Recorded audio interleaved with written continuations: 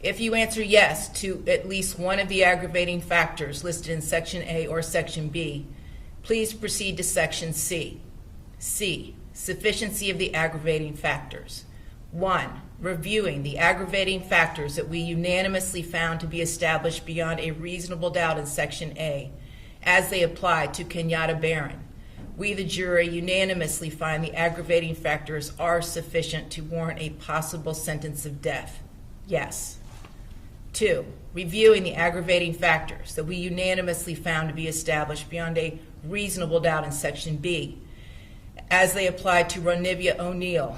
We, the jury, unanimously find the aggravating factors are sufficient to warrant a possible sentence of death. Yes. D, mitigating circumstances. One or more individual jurors find that one or more mitigating circumstances was established by the greater weight of the evidence. Yes.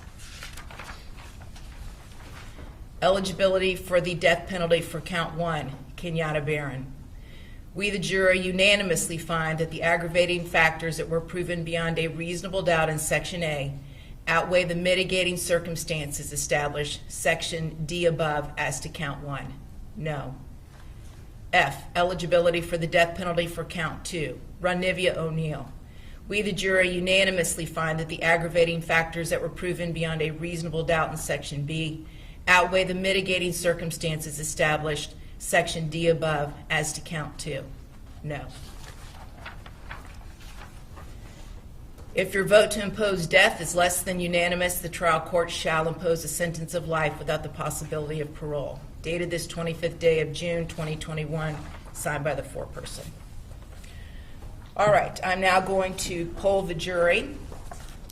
And again, I'm going to do it by initials and juror number, okay? Members of the jury, we are going to ask each of you individually about the verdict that you have just heard. The question pertains to whether the verdict, as read by myself, was correctly stated. Beginning with juror number 1, initials LR.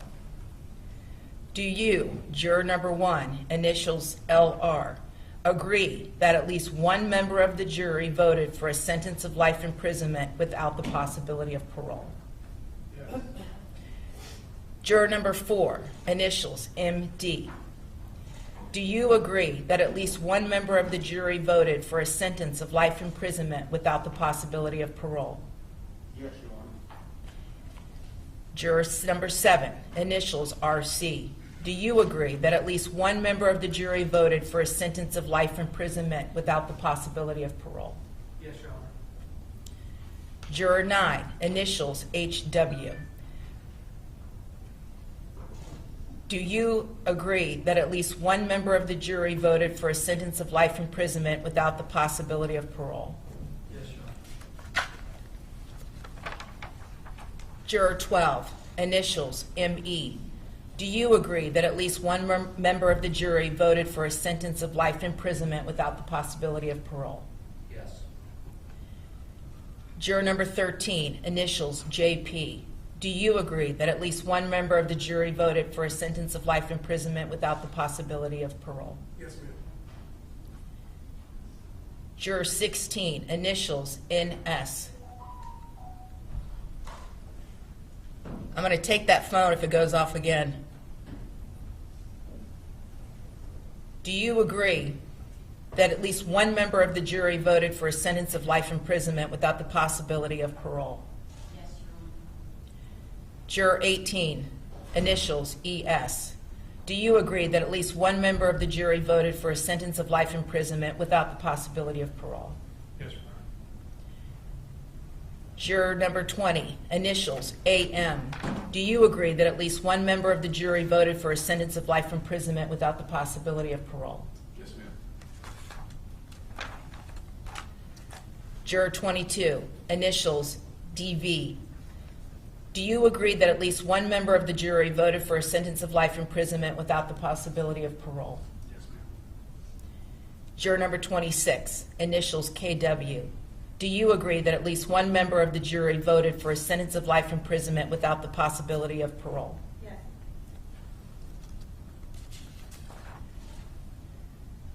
Juror 34, initials CLC. Do you agree that at least one member of the jury voted for a sentence of life imprisonment without the possibility of parole? All right, so I've got one set of final formal instructions to read to you all. Ladies and gentlemen, I wish to thank you for your time and consideration of this case. I also wish to advise you of some very special privileges enjoyed by jurors. No juror can ever be required to talk about the discussions that occurred in the jury room except by court order. For many centuries, our society has relied upon juries for consideration of difficult cases. We have recognized for hundreds of years that a jury's deliberations, discussions, and votes should remain their private affair as long as they wish it. Therefore, the law gives you a unique privilege not to speak about the jury's work. Although you are at liberty to speak with anyone about your deliberations, you are also at liberty to refuse to speak to anyone. A request to discuss either your verdict or your deliberations may come from those who are simply curious, from the media, from the attorneys, or elsewhere. It will be up to you to decide whether to preserve your privacy as a juror. Now, we've had this discussion about your identities, and I have ordered the media not in any way to disclose your identities, not your visual identity, not your names, and they will not do so. I've also put under seal your personal identifying information as far as names, addresses. Now, I don't want to mislead you that this will forever be locked down. If at some point in the future the media wants to get the information, they do have the right to come into court and ask for it pursuant to the First Amendment. So I just want you to know that. But that's not going to happen anytime soon. So I just want you all to be aware.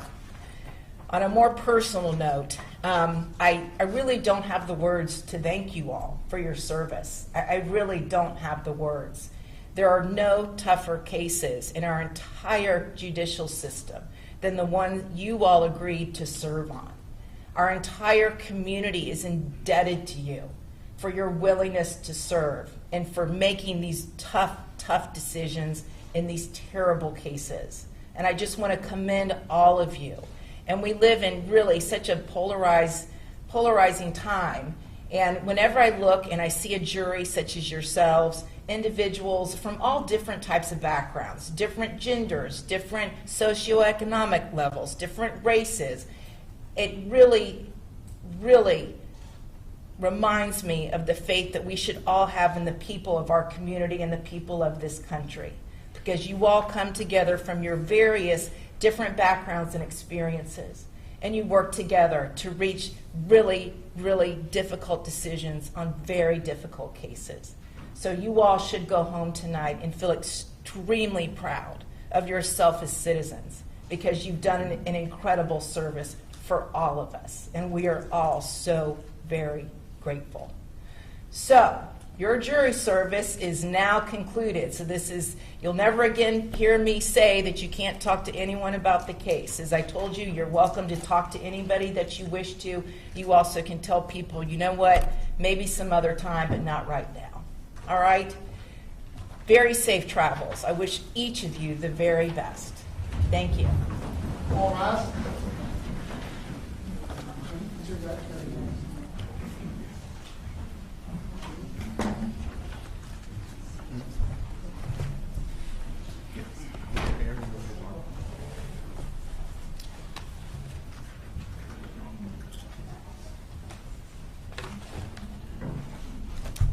Okay, very good. Everyone have a seat. So, Mr. O'Neill, even though the sentence is not in dispute, I am going to set your sentencing off, your official sentencing date, because I anticipate there will be post-trial motions, and I will hear those at the same time.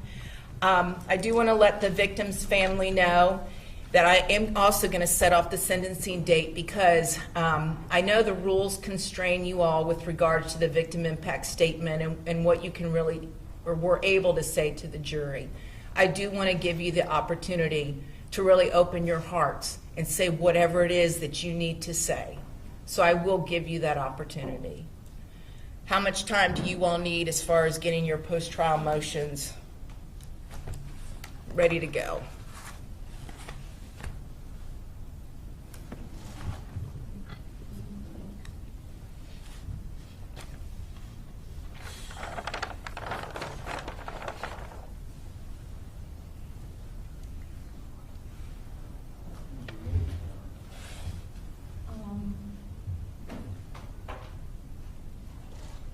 what kind of time frame was Your Honor looking at? Like 30 days or so.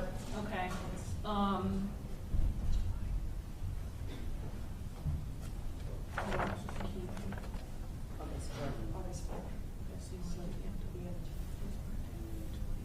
July 26th. Mr. O'Neill, please, not now, please don't start. July 26th. Okay. Does that work for you all in the afternoon? I understand, but I can hear you, and I'm trying to talk to your counsel right now. Yes, we can do it in the afternoon. Yes, Your Honor. Okay, so we're going to set off sentencing. Does that work for the victim's family? July 26th at 1:30?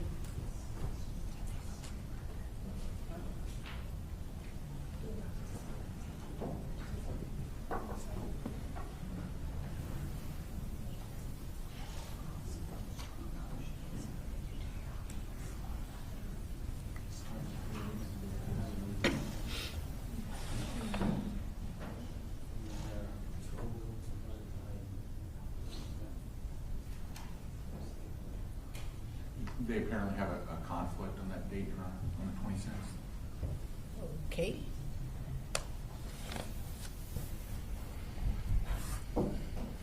So, July 23rd? It's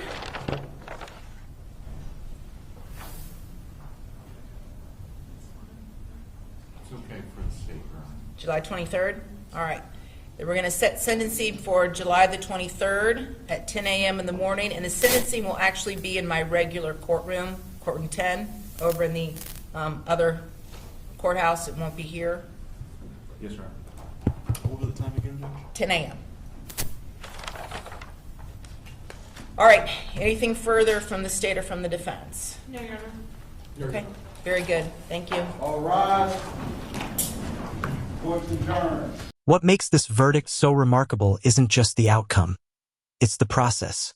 Even after the jury found aggravating factors that could have supported a death sentence, a single vote for life without parole was enough to prevent a unanimous death recommendation.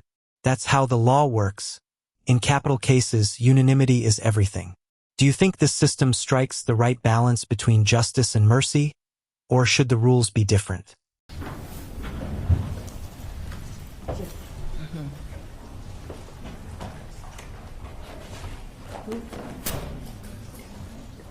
Yeah, that's fine. Yeah, I'll do, yeah. But isn't the order, I already did the order. It's gotta be that. Okay, all right, that's fine. For now, just go ahead and do it, and then I'll, because the order may not get done today. Yeah. Yeah, okay. Okay. That's good. At first, I was going to wait till you finish the order and then ask. Go ahead. Whatever, yeah, you guys can figure it out. Okay.